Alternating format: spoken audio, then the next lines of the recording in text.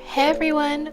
Welcome to another journal with me. This time we are going to be setting up my September reading journal spreads, and very excitingly, if you hadn't noticed, I have a new filming setup. So yeah, please enjoy as I show you guys my reading journal spreads for next month. So I don't know that I've ever actually talked through the process of making my reading journal spreads. So this time I'm actually going to do my best to narrate that while also telling you some of my life updates. The general theme in terms of decorating my journal is pretty much centered around this piece of craft paper that came with a order that I made from a small sticker shop. I will link her shop down below. I was really obsessed with this paper. It's a really pretty shade of green, but unfortunately it did not jive with my glue tape. It's got a bit of a fabric-y texture to it, so some of the fabric in the paper came up with the glue tape, so I ended up having to use double-sided tape to paste this paper down. But I really like it because it came with that really pretty piece of washi tape, and I think it looks really cool repurposed in my reading journal. So this first page is the reading log, where I write down the title of the book I read, the author, how many pages were in that book, and my rating in my own personal rating scale after I finish every single book. At the very bottom of the page, you can see me making this very long box, and that's where at the end of the month I record my statistics for reading, such as how many books I read in total, how many pages I read in total, how many pages I read per day, etc., etc. I log all of these things on a digital spreadsheet as well, just to make sure that all of my math is correct, but I like having it analog because it's really pretty to look back on, really easy to access, and you know me, I love to journal, so any excuse to journal, I will take it.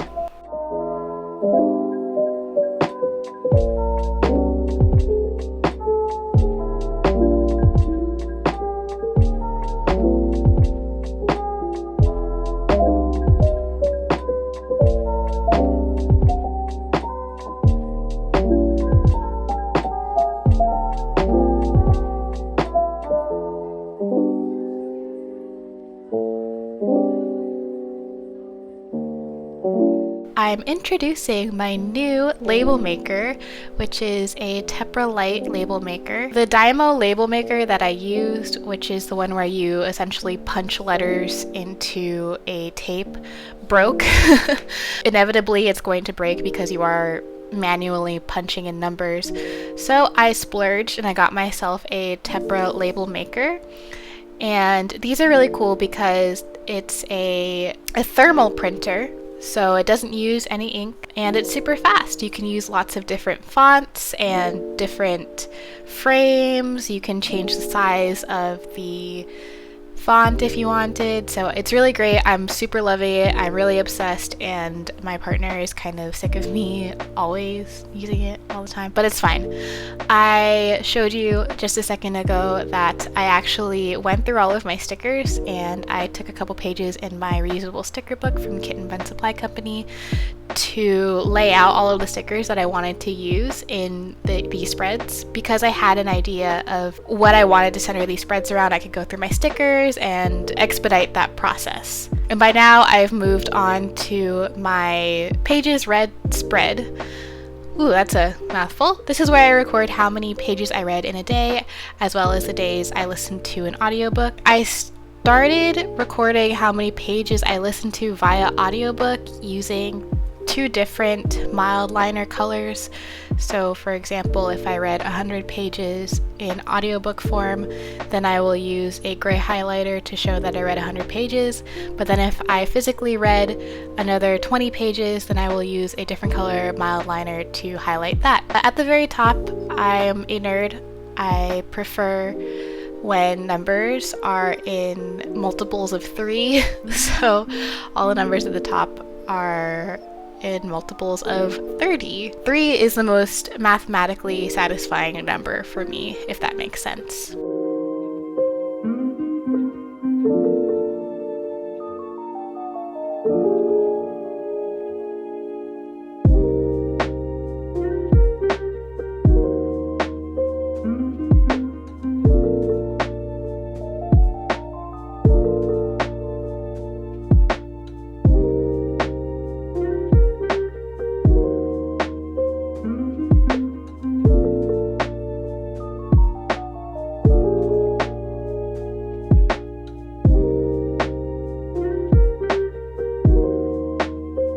The last page of my reading logs spread is my actual TBR, or planned reads, because the word / term TBR freaks me out for some reason. I got this really beautiful sticker. It's like a bubble tea in a mug sticker from Blue Citrus Art, and I thought it went perfectly with the paper from the last spread, so I was really excited to include that.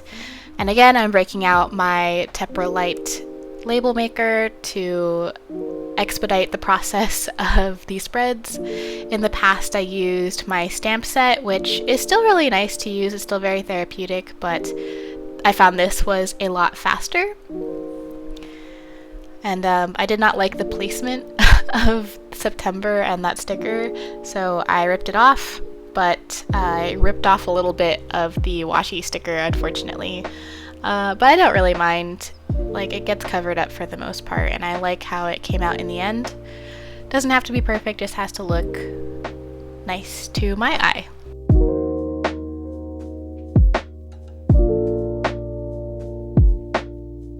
So the key thing that I use in every single one of these quote-unquote TBR spreads is this Tombow, in the shade is N89, and I highlight every other line just to kind of differentiate the lines, and I think it just makes the page look really clean and crisp, and like it was kind of like a template before I filled it in. I use this technique in a lot of my journals. This Tombow has been pretty clutch in a lot of my spreads.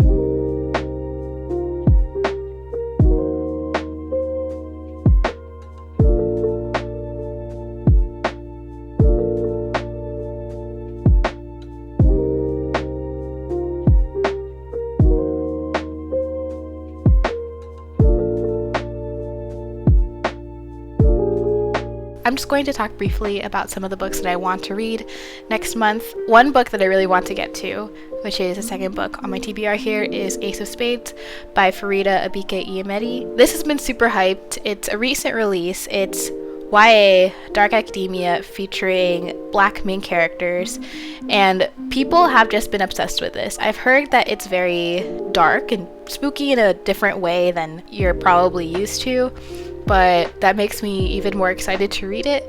I ordered the paperback copy because I have no shame from Book Depository, so I'm super excited to get into that. Another book that I want to read this month that I'm also very hyped for, that was a recent release, and pretty much everyone whom I've talked to has been raving about, Yoke by Mary H.K. Choi.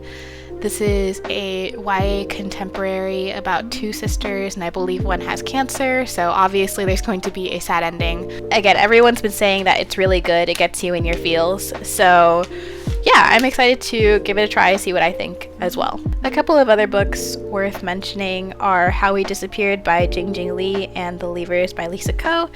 In case you missed my birthday haul last year, my best friend who lives in Singapore got these books for me, and it has been way too long and I still haven't read them. One of them is actually a historical fiction that takes place in Singapore, and there's not a lot of that.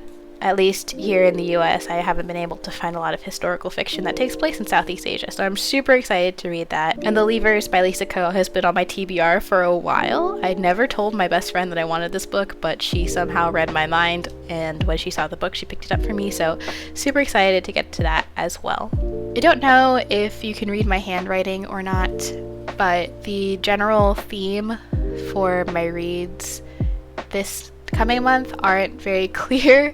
Like, some of them have a kind of spooky vibe to it, some of them are kind of moody.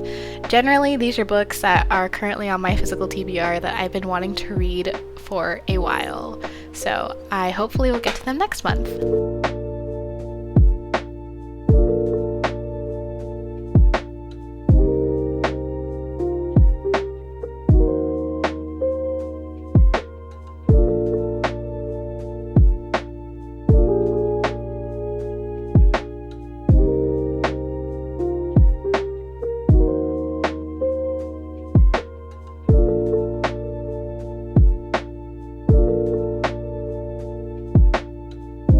So like I mentioned at the very beginning of the video, I have a new filming setup that I really love for my Journal With Me videos. Essentially, my favorite YouTuber who posts Journal With Me videos uploaded her setup.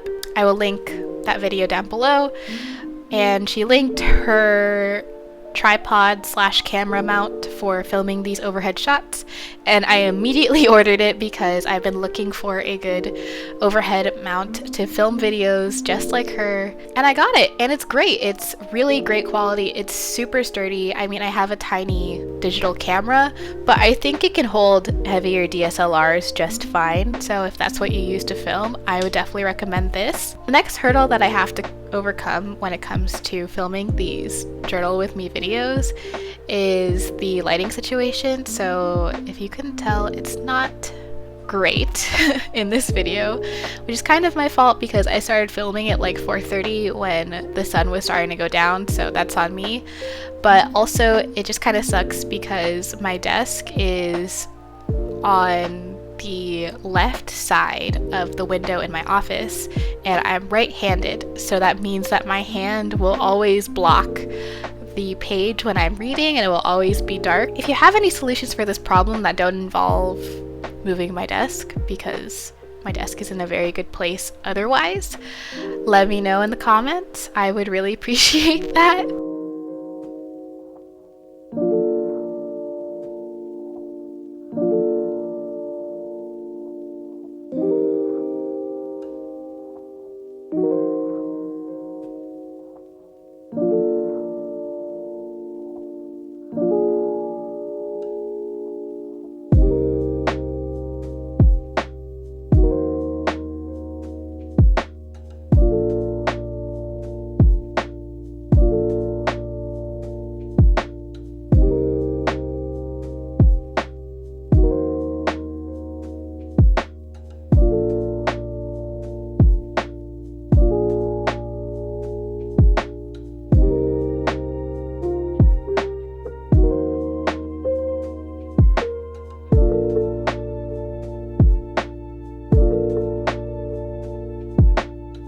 Thank you for joining me on this journal with me video again.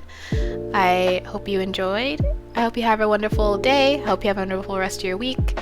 And I'll see you next time. Bye!